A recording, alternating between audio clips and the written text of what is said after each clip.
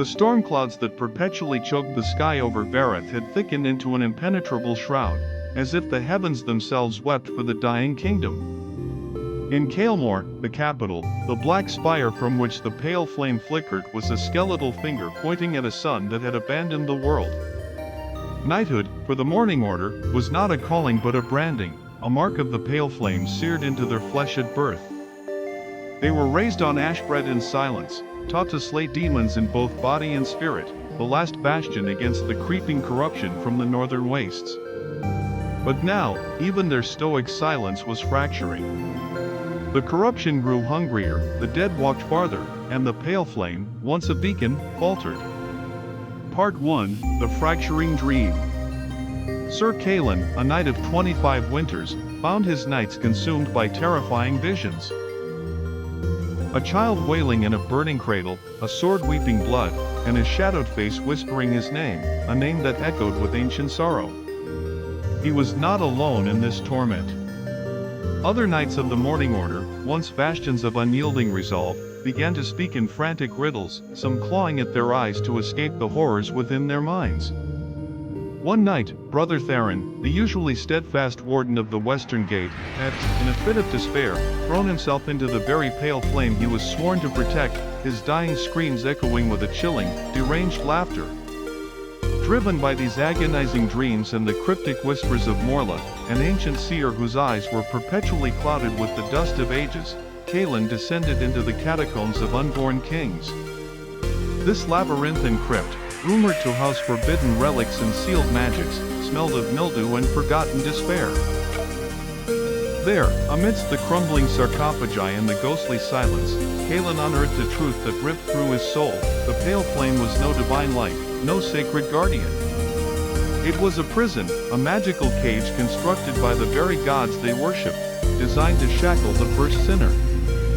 This creature, an angel who had dared to gift mortals the forbidden knowledge of magic, was not a demon, but a broken harbinger of freedom. The Morning Order were never guardians, they were jailers.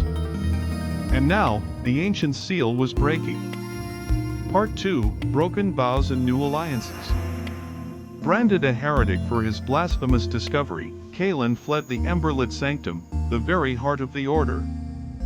His flight led him through the Whispering Mire, a cursed forest where gnarled trees whispered names of the forgotten dead, and through villages ravaged by the blight, their inhabitants twisted into mockeries of life. In the fog-choked village of Oakhaven, he stumbled upon Elen, a blind girl whose sightless eyes seemed to see beyond the veil of reality. She spoke to the spirits of the earth, her voice a soft melody of forgotten songs, and claimed to see the world as it once was, before the corruption. Drawn to Kaelin's quiet despair and the strange light that now clung to him, she joined his desperate quest. Their journey led them to the windswept ruins of Dorwyn, a fortress city now crumbling into dust.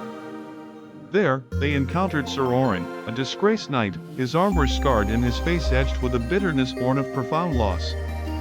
Orin had once served alongside Kaelin, a fierce and loyal companion, but the corruption had claimed his family, leaving him with only a thirst for vengeance.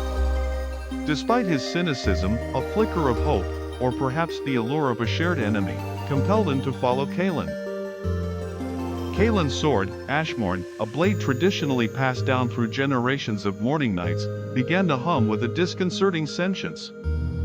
It pulsed with a hunger for blood, demanding sacrifice, its black steel seeming to drink in the shadows around them. The forbidden magic he had touched in the catacombs now tainted his very blood, transforming him into a beacon for the corruption he sought to destroy. Yet, he pushed forward, his resolve hardened by the terrible truth he carried. Part 3, The Order of Dust and the Serpent's Coil. Their path led them deep into the desolate wilds of Asara, a land rumored to be home to ancient, reclusive covens. There, nestled amongst the skeletal remains of a forgotten forest, Kaelin found a shattered conclave of witches. Leading them was Muriel, a half-elf outcast with eyes like chips of amber and a spirit forged in defiance. She had once been a promising acolyte in the Emberlit Sanctum, her intellect keen and her thirst for knowledge insatiable, before being condemned for heresy when she delved too deeply into forbidden texts. Kaelin freed her from a bone cage prison, where she had been left to starve by zealous villagers. Miriel, with her forbidden knowledge of ancient rituals and her fierce, unyielding will, joined Kaelin, her loyalty forged in shared persecution. Together with Elen, Oren, and Miriel, Kaelin forged a new creed, a covenant born of necessity and defiance, the Order of Dusk. They would not serve gods, nor flames, nor fate. They would walk the shadowed path, bearing the burden of magic without chains, their purpose to shatter the very system that had condemned them all. But their defiance did not go unnoticed. They were relentlessly hunted by the Morning Order, now twisted into zealous fanatics by the machinations of Grand Marshal Vardros. Vardros, Kaelin's former mentor, a man whose grim visage was now perpetually contorted by a fanatical gleam, believed with every fiber of his being that the breaking of the Pale Flame would unleash utter annihilation upon the world. He saw Kaelin not as a misguided knight, but as the ultimate embodiment of evil, a plague to be excised for the good of all. It was Vardros, too, who had begun communing with something far older and far more insidious than the first sinner, the Shadowed Serpent, a primordial entity of pure malice that whispered promises of power and order in exchange for utter devotion. The serpent, feeding on despair and fear, had subtly guided Vardros, twisting his rigid devotion into a perverse zealotry, aiming to corrupt the world not with chaotic magic, but with an absolute, suffocating order, where all dissent was crushed, and all life was reduced to a compliant, withered husk. The serpent's ultimate goal was not chaos, but stagnation, the total absence of will and spirit, a dark mirror of the divine. Part 4, The Fall of Kaelmor. The air in Kaelmor grew thick with ash and the scent of decay. The pale flame, with a final, desperate gasp, sputtered and died, plunging the capital into an unnatural twilight. From its prison, Azael, the first sinner, a broken seraph with wings of soot and a voice that thundered with ancient pain, rose. He did not seek destruction, but retribution, a violent rebalancing of a world stifled by divine oppression. He intended to unleash magic, uncaring of the chaos it would sow, believing that only through this unbridled flow could true equilibrium be restored. Grand Marshal Vardros, his eyes burning with a chilling light, led the last charge of the Morning Order. Brother slew brother beneath the ashen skies, the ideals of their cursed order dissolving into a bloody, desperate melee. Miriel, with a final, desperate incantation, summoned a shield of living stone, a testament to her fierce will, to protect the last innocent children of Kaelmor from the cascading rubble, sacrificing herself in the process. Oren, his body racked with battle scars but his spirit unbowed, faced Vardros in single combat. The clash of steel echoed through the ruined city, a desperate dance between vengeance and fanaticism. Oren, with a guttural cry of defiance, drove his shattered blade into Vardros' chest, but not before the Grand Marshal, with his dying breath, whispered a truth that chilled Oren to the bone, that the serpent had long been whispering to the pale flame, slowly eroding its power, using it as a conduit to feed the despair of the world. Oren collapsed, his lifeblood seeping into the dust, his last thoughts a silent lament for a world he could not save. Kaelin stood atop the black spire, the wind whipping his cloak around him like a shroud, facing Azael. Their battle was not one of strength, but of wills. Ashmorn, now a living extension of his own despair and resolve, thrummed with a terrible power. He understood Azael's purpose, but also the terrible cost of his retribution. In a desperate, final act, Kaelin drove Ashmorn not into Azael, but into his own heart. The blade, steeped in forbidden magic and ancient sorrows, resonated with Azael's essence, binding the seraph to Kaelin's very soul. With a silent cry, Kaelin vanished into a maelstrom of black feathers and crackling energy, a sacrifice that transcended life and death, an act of evil embracing good for a fleeting, impossible moment.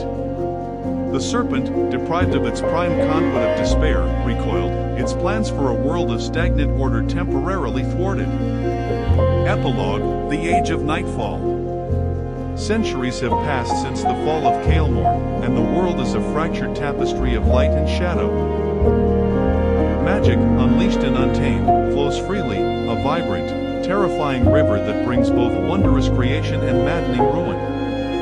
The Order of Dusk, though fractured in hue, survives in secret, a clandestine network of guardians who strive to guide the fragile balance between light and ruin, their existence a whispered legend. Elen, now an ageless seer, her blind eyes seeing further than any mortal, watches from her sanctum in the Weeping Valley, a secluded haven wreathed in perpetual mist. She guards the last ember of the pale flame, not as a prison, but as a flicker of hope, a memory of a time when evil was contained, even if by another evil. She knows the serpent still coils in the deep, its insidious influence slowly spreading once more. Stories persist, whispered in hushed tones by travelers and hermits, of a man in gray who walks the shadow roads. He bears a blade that bleeds silence, a weapon that seems to absorb all sound and light. He asks no questions, his face perpetually hidden beneath a deep hood. He leaves behind either profound peace, an unsettling stillness that settles over a corrupted land, or utter ruin, a void where nothing remains. His purpose is unknown, his allegiance is a mystery. Some say he is a remnant of Kalen, forever bound to Azael, a walking paradox of truth and destruction. Others believe he is the final judgment, an embodiment of the ultimate evil that eradicates even the memory of corruption, leaving behind a terrifying, sterile purity. This is the age of nightfall. And every night, every seeker of truth, every soul burdened by the choice between darkness and a more terrible darkness, carries a question in their heart, a silent echo of Kalen's sacrifice. What price will you pay for truth? And when truth itself is a form of evil, what then?